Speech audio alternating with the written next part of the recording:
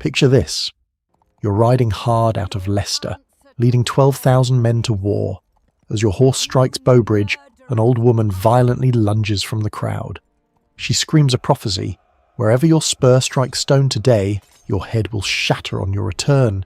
You ignore the madness and ride on. Less than 48 hours later, your naked, mutilated corpse is thrown over a pack horse. Your skull violently cracks against that exact same stone. Modern forensic analysis of the King Richard skeleton proves this was no noble, cinematic end. It was absolute butchery. So what drives a brilliant tactician, holding the high ground, to throw away his life in Richard III's last charge? Before diving into these forgotten stories of survival and suffering, if you enjoy learning about the hidden truths of history, consider hitting that like button and subscribing for more content like this. And please comment below to let me know where you're listening from. I find it incredible that we're exploring these ancient stories together from different parts of the world, connected across time and space by our shared curiosity about the past. We're dropping straight into the Battle of Bosworth 1485. This is the brutal climax that accelerates the fall of the Plantagenets. Forget the hunched, cowardly villain Shakespeare wrote about. The real Richard was a battle-hardened commander who killed men with his own hands. But by August of that year, his grip on England is slipping fast. Paranoia rules his court. He claimed the crown amidst the dark disappearance of his nephews, and now betrayal shadows his every move. He cannot afford a long war. The logistics alone are a nightmare. Feeding and paying 12,000 heavily armed men drains the royal treasury by the hour. The anonymous Crowland Chronicle, written by someone standing right inside his inner circle, captured his frantic state perfectly. The author noted the king was pinched by the hostile bites of numerous troubles. Disease is already creeping through his camp. His own commanders are holding their troops back, waiting to see who strikes first. Richard realizes standing still means bleeding to death economically and politically. He has to crush Henry Tudor's invasion force immediately, with absolute violence, or lose his kingdom before a single sword is drawn. Sunset on August 21st brings no relief to Ambion Hill. The summer air is thick, stifling, and smells of wood smoke mixed with the nervous sweat of 12,000 men. Richard sets up his command pavilion at the highest point of the camp. From there, he can look down at the dark, marshy plain of Redemore, where the Battle of Bosworth 1485 will inevitably unfold at dawn. He should be resting. A heavy cavalry charge requires immense physical stamina. Instead, the King of England is pacing the dirt floor of his tent, slowly losing his mind. We have a terrifyingly intimate account of this night. The Tudor historian Polydore Virgil, interviewing survivors just years later, recorded that Richard suffered a catastrophic psychological break. Virgil wrote that the king was suddenly stricken with a direful dream and imagined that he saw diverse images like terrible devils pulling and hauling at him. He woke up violently. Witnesses reported his face was drained of blood, ghastly pale, and he was chewing his lower lip so hard it actively bled. Honestly, if I had the ghosts of 2 murdered nephews and a trail of executed allies hanging over my head, I probably wouldn't be sleeping much either. But this was more than just guilt. This was a commander doing the brutal math of medieval warfare. Richard is bleeding money. You cannot keep an army of this size sitting idle on a hill. 12,000 men consume thousands of pounds of bread, meat and ale every single day. The royal supply lines are stretched to the breaking point, and the treasury is effectively empty. Disease is already a very real threat in the dark. Dysentery, the silent killer of medieval camps, thrives when thousands of men are packed together in the summer heat without proper sanitation. Every hour Richard waits, his army gets weaker, hungrier, and drastically more expensive. Meanwhile, just across the valley, the Stanley family sits on the adjacent hills with 6,000 fresh, heavily armed troops. They are supposed to be Richard's loyal allies. They are doing absolutely nothing. The silence from their camp is deafening. As British historian Dan Jones aptly puts it, Richard was a man who had won his crown through ruthless efficiency. but holding it was tearing his nervous system apart. He knows exactly what the silence means. The Stanleys are waiting to see which way the wind blows. If Henry Tudor's ragtag army puts up a good fight, the Stanleys will turn their cloaks and slaughter Richard's forces from the flank. The king wipes the blood from his lip. The morning sun begins to bleed over the horizon. He calls for his armour, demanding his crown be fastened directly to his helmet. He realises he cannot fight a defensive war of attrition. He cannot wait for the Stanleys to make up their minds. He has to force the issue and kill Henry Tudor himself before the sun reaches its peak. Look down from Richard's vantage point into the valley. There, huddled in the damp marshland, is the rebel force. History loves to paint Henry Tudor as the shining saviour of England, the man destined to unite the warring red and white roses. The economic reality of August 1485 is far less romantic. Henry is utterly broke. He is a desperate man operating entirely on borrowed time and borrowed money. Henry has spent 14 years as a political refugee, bouncing between Brittany and France, constantly looking over his shoulder for Yorkist assassins. To fund this invasion, he had to grovel before the French king, Charles VIII. Henry essentially mortgaged a crown he did not yet own. He borrowed massive sums to pay for ships, weapons, and men. If he fails at Bosworth, he will not just be a defeated rebel, he will be a bankrupt captive, likely sold to Richard by the French to recover their investment. The French court did not send their elite knights to help this risky venture. The contemporary French chronicler Philippe de Comines bluntly described the troops given to Henry as comprising the most unruly men that could be enlisted. These were hardened mercenaries, pardoned criminals from Normandy prisons, and exiled malcontents. They were commanded by a ruthless professional named Philibert de Chandé. Add to this a few hundred Scottish fighters and the Welsh loyalists who joined along the march, and you get the Henry Tudor army. It is a fragile, polyglot coalition held together by one terrifying truth. If they break, they die. There is no fleet waiting to take them home. Down in the mud, their logistics are a nightmare. They lack the extensive supply trains and heavy artillery that Richard commands. The men are drinking from stagnant marsh water. Dysentery is already stalking their ranks, and they are exhausted from a grueling, rapid march across Wales. Yet, this extreme deprivation is actually their greatest tactical weapon. A starving dog fights much harder than a fed one. They have absolutely nothing left to lose. Henry himself is no warrior. He is 28 years old and has never commanded men in a pitched battle. He is a political calculator, a survivor who relies entirely on the military genius of his uncle, Jasper Tudor, and the Earl of Oxford, John de Vere. Oxford is the true tactical brain down in the valley. He knows their only chance against Richard's massive numbers is tight, unbreakable discipline. Oxford begins organising the French mercenaries into a Swiss-style pike block, a dense, bristling forest of 15-foot spears specifically designed to butcher charging horses. Standing in the morning mist, listening to the war drums thudding from Richard's camp above, Henry waits. He's staring up at a royal army that outnumbers him 2-1. His men are sick, his debts are staggering, and just like the king on the hill, Henry is staring nervously at the adjacent ridge where the Stanley family waits, wondering if those silent onlookers will save his life or end it.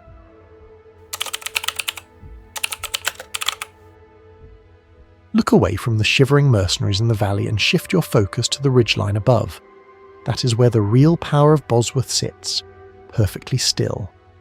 6,000 men wearing the livery of the Stanley family are arrayed on the heights, watching the two armies prepare to slaughter each other. They are the ultimate kingmakers. Lord Thomas Stanley and his brother Sir William command a force large enough to crush either Richard or Henry in an hour. The problem is, nobody knows whose side they are actually on. Thomas Stanley is Richard's sworn vassal, heavily funded by the royal treasury to control a massive chunk of northern England. He is also married to Margaret Beaufort, who happens to be Henry Tudor's mother. The Stanleys are playing the most dangerous, high-stakes game of political roulette in medieval history. To them, loyalty is not a sacred oath. It is a strictly economic transaction. They intend to commit their pristine, well-fed troops only when a clear victor emerges, ensuring they secure land and titles without suffering heavy casualties. Richard is fully aware of this treacherous arithmetic. He knows he cannot fight Henry while looking over his shoulder at 6,000 potential traitors. So, the king plays his trump card. He holds Thomas Stanley's eldest son, Lord Strange, hostage in the royal camp. As the battle lines finally form in the morning mist, Richard sends a messenger up the hill with a blunt, terrifying ultimatum. If the Stanleys do not immediately join the royal vanguard and fight for the crown, Lord Strange will be beheaded right there in the dirt. This is the moment that strips away all the chivalric romance we usually attach to the medieval era. Thomas Stanley looks at the royal messenger and delivers one of the most chilling, cold-blooded lines ever recorded. He simply replies, "Sire, I have other sons." Think about the psychological impact of that statement. As military historian Michael Hicks observes, the Stanleys were survivors first and foremost, prioritizing dynastic longevity over any single family member. Richard is expecting a desperate father to fold under the threat of a public execution. Instead, he hits a wall of absolute sociopathic pragmatism. Stanley is entirely willing to let his own heir bleed out in the mud, rather than commit his precious military assets to a risky battle. The Stanley betrayal is not just a military maneuver, it is a brutal psychological weapon that shatters the last remnants of Richard's control over the battlefield. Furious, Richard orders the execution to proceed immediately. The block is brought out. The axeman steps forward, but Richard's own inner circle hesitates. His commanders warn the king that killing the hostage now will absolutely guarantee the Stanleys charge down the hill and wipe them out. The execution is delayed. The tension finally snaps. Down below, the war drums reach a fever pitch, and the opposing vanguards begin their slow, terrifying march into the marshland. The waiting is over. Down in the valley, the royal vanguard commanded by the Duke of Norfolk begins its heavy, metallic march toward the rebel lines. This is where the geography of Bosworth dictates everything. Between Norfolk and the Earl of Oxford's mercenary force lies a treacherous stretch of wetland known as Redemore Fen. If you watch any modern Wars of the Roses documentary, this is the phase of the battle that often gets simplified into a glorious clash of swords. The reality was a logistical and tactical nightmare dictated entirely by mud. Norfolk deploys thousands of archers and state-of-the-art field artillery. He intends to shatter the Tudor lines from a distance before the infantry clash. He orders the cannons to fire.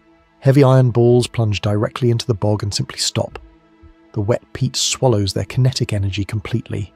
He unleashes massive volleys of arrows, but the uneven footing in the marsh drastically reduces the draw strength of his archers.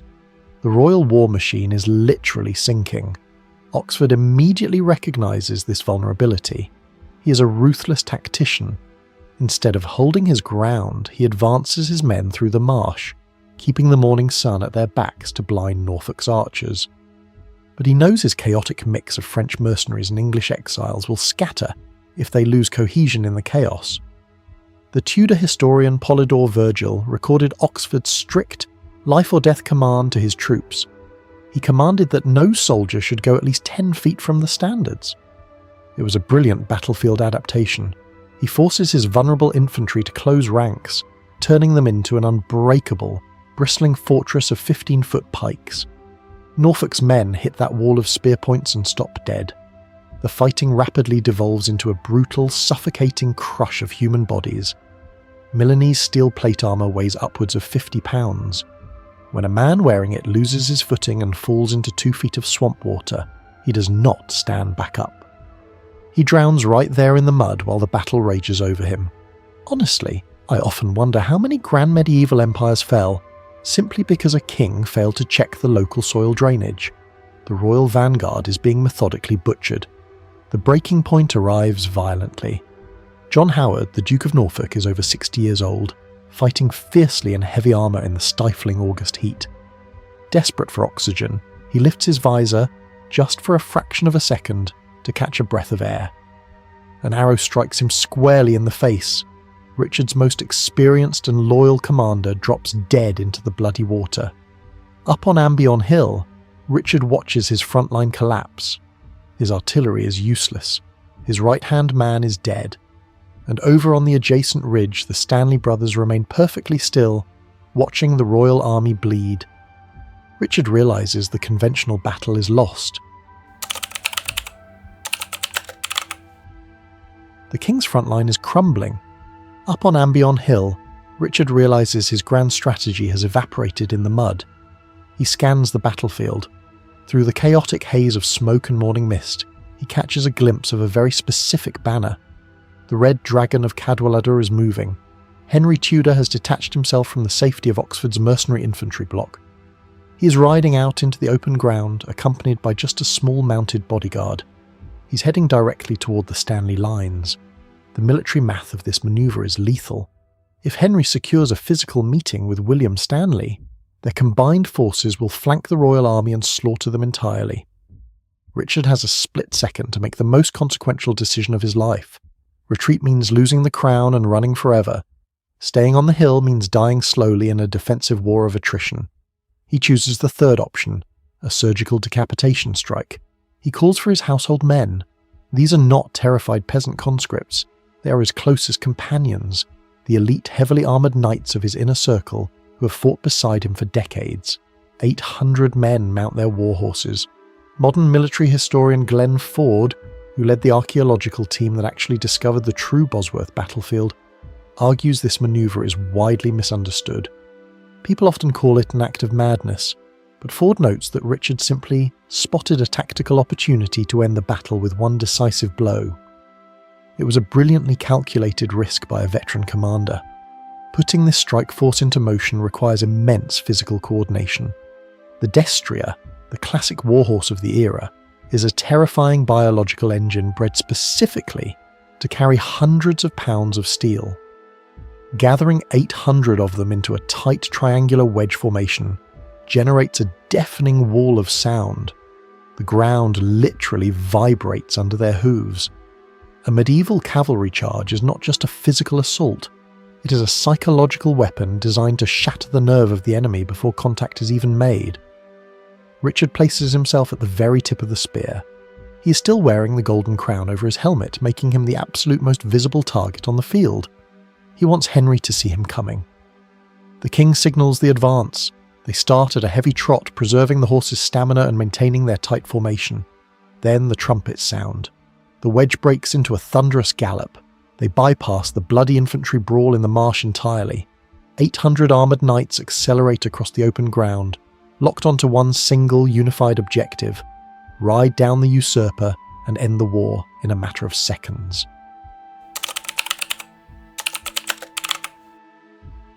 The impact of 800 armoured destriers hitting a static defensive line is not a clash.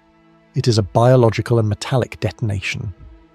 When heavy cavalry strikes infantry, the sheer kinetic energy instantly pulverizes the front ranks. Wood splinters, bone shatters, and men are trampled into the wet earth under thousands of pounds of moving steel. Richard's wedge formation tears through Henry Tudor's outer guard with terrifying efficiency. At the absolute apex of this violence is the king himself. He's not leading from a safe vantage point in the rear. He's actively hacking his way through the crush of human bodies, swinging a weapon specifically designed to crush armour, desperately trying to reach the man claiming his throne. Henry's personal standard-bearer, a formidable knight named Sir William Brandon, steps directly into the king's path. Brandon is holding the banner of the Red Dragon aloft, the physical rallying symbol of the Tudor rebellion. Richard does not hesitate or delegate the kill. The king strikes Brandon with such overwhelming, concentrated force that the standard-bearer is killed instantly. The Tudor banner falls violently into the mud, sending a shockwave of panic through the rebel ranks. Seeing the banner drop, Henry's largest bodyguard, Sir John Cheney, charges forward to intercept the king. Cheney is a literal giant of a man, standing well over 6 feet tall, famous across European tournament grounds for his immense physical strength. But Richard is operating on pure lethal adrenaline. He drives his horse directly into Cheney and unhorses the giant with a single brutal blow, sending him crashing into the marsh. The royal wedge is slicing through the Tudor defences like a surgical blade. This moment completely destroys the myth that Richard was a frail, hunched cripple. As historian Charles Ross famously noted, Richard proved himself a warrior of formidable prowess, cutting down men who physically dwarfed him, The king is fighting with the vicious, calculated skill of a survivor who has known nothing but civil war since childhood. Henry Tudor is now fully exposed. The 28-year-old rebel leader shrinks behind his shrinking wall of pikemen, paralysed by the violence unfolding around him. He has never been in a melee like this, and he is clearly no match for a veteran killer like Richard. The King of England is now just a few feet away from him. His armour is battered, his weapon is covered in gore, and he is roaring for Henry to step forward and face him in single combat. If Henry dies right here in the dirt, the rebellion instantly dissolves. The Plantagenet dynasty survives, and Richard III's last charge goes down in history as one of the most brilliant high-stakes cavalry strikes ever executed. But right as Richard prepares to close those final few feet and deliver the killing blow, the king hears a new, terrifying sound rising above the chaos of the melee. It is not the sound of retreating rebels, it is the organised, deafening roar of 3,000 fresh soldiers pouring down the slope of the hill, heading straight for his exposed flank. The deafening roar echoing across the fen belongs to Sir William Stanley. For 2 agonising hours, his 3,000 men stood perfectly still on the ridge, watching the carnage below. Now, seeing Henry Tudor inches from annihilation, Stanley finally makes his calculated economic and political move. He unleashes his troops, not out of noble family loyalty to Henry, but to guarantee his own family's dominance in the inevitable new regime. They hit the exposed right flank of Richard's cavalry wedge like a steel sledgehammer. The momentum of the royal charge dies in a fraction of a second. This is where the physical reality of medieval combat turns apocalyptic. A cavalry wedge only functions when it is moving forward, driving kinetic energy into the enemy.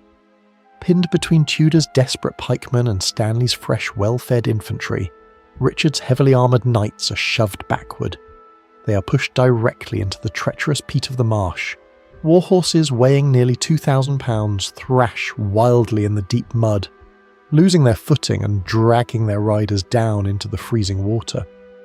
The King of England is suddenly trapped in a suffocating, churning crush of panicked animals and hacking halberds. Seeing the collapse, Richard's remaining household knights desperately urge him to retreat. They bring him a fresh, unarmoured horse, begging him to ride for Leicester and rebuild his forces. This specific moment defines the man entirely. The contemporary historian John Roos recorded that Richard outright refused the escape route. He understood the brutal political math of his era better than anyone. A fled king is merely a dead king waiting for a delayed execution. Without a treasury or an army to fall back on, he would be hunted down and humiliated. He chose to die wearing the crown. Rouse captured the king's final terrifying defiance.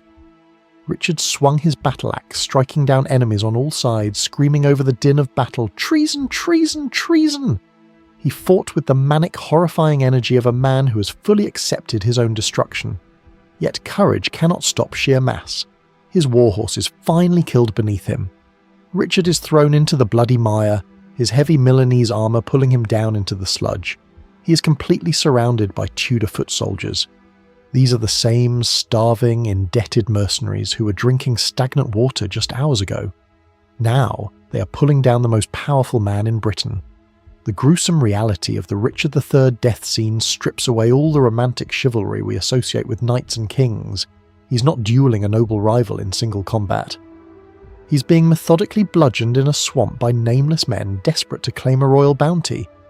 A Welsh halberdier swings the heavy spike of his polearm down, violently crashing through the steel of the king's helmet.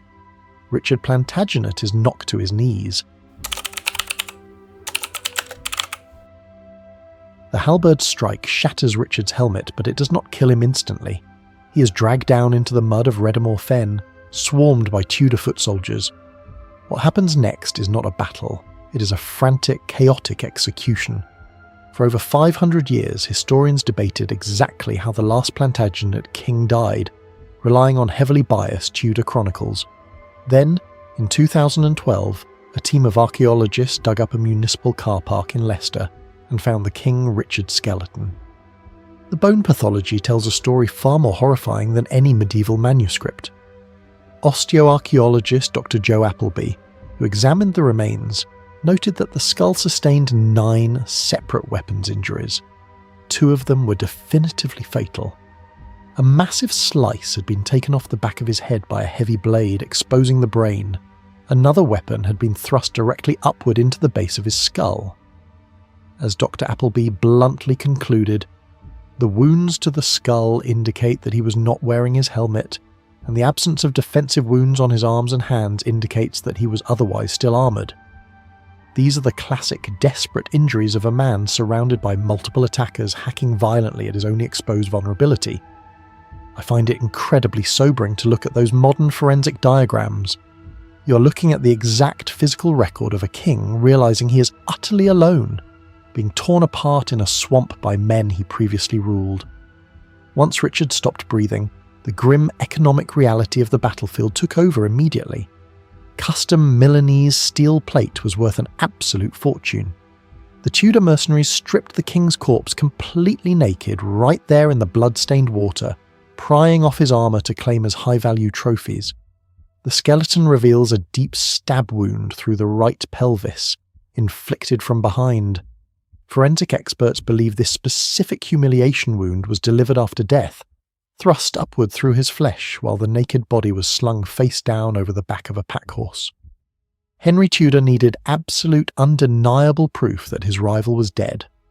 Without a visible corpse, rumours would spark endless rebellions across the countryside. He ordered the battered body to be paraded back to the nearby city of Leicester. The Great Chronicle of London vividly recorded this final indignity, stating he was brought into town as naked as he was born, and not so much as a clout left about him to cover his privy parts. They tied Richard across the saddle like a slaughtered animal, his arms and legs dangling limply on either side. As the weary procession clattered back into the city limits, they crossed Bow Bridge. The horse shifted its weight on the uneven cobblestones. The king's broken head swung violently, striking the hard stone of the bridge structure with a sickening crack. The blind woman's screaming prophecy from 48 hours earlier was fulfilled exactly as she had sworn it would be. The dust finally settles over Redemore Fen. Henry Tudor does not march victoriously up the hill. He stands shaking in the marsh, surrounded by exhausted, blood-soaked mercenaries. Lord Thomas Stanley rides down, retrieves Richard's battered crown from a nearby hawthorn bush, and places it on Henry's head. Just like that, over 300 years of royal lineage vanishes. The fall of the Plantagenets is absolute. The Tudor era begins not in a cathedral, but in a muddy swamp smelling of copper and voided bowels. Henry immediately faces a catastrophic political crisis. He won the field, but he possesses virtually no legitimate blood claim to the throne. His solution is a stroke of ruthless legal genius. He officially dates the beginning of his reign to August 21st, the exact day before the battle. By changing the calendar, Richard is legally declared a rebel, and every man who fought for the actual king is suddenly guilty of treason. Henry seizes their lands and uses that stolen wealth to finally pay off his staggering debts to the French crown. Destroying Richard physically was simply not enough. The new regime needed to annihilate his reputation. Within a generation, royal propagandists transform a capable, battle-hardened veteran into a withered, cackling cartoon villain. They create a physical monster to justify their own violent coup. British historian Chris Skidmore captures this psychological warfare perfectly, noting that the Tudor dynasty required the total destruction of Richard's memory to legitimise their own fragile grip on power. This battle fundamentally changes the nature of English power. Richard was the last English king to die on a battlefield. He represents the violent end of the warrior king archetype. Henry Tudor never leads a cavalry charge. He spends his reign locked in palaces, ruling through accountants, tax collectors, and networks of spies. The medieval era dies in the mud at Bosworth, replaced by the cold, calculating machinery of the early modern state. Propaganda almost won. For 5 centuries, the world accepted the Tudor myth as historical fact. We wanted the neat narrative of the evil tyrant defeated by the righteous saviour. I find it deeply poetic that a parking lot in Leicester finally broke a 500-year-old lie. The forensic evidence proves Richard did not cower. He charged directly into the teeth of his enemies, fighting with terrifying skill until his skull was crushed. Who do you respect more in this brutal equation? The ruthless veteran who died swinging an axe for his crown, or the calculated survivor who hid behind mercenaries to steal it? Drop your thoughts in the comments below. If you enjoyed tearing apart this historical myth with me, hit that subscribe button.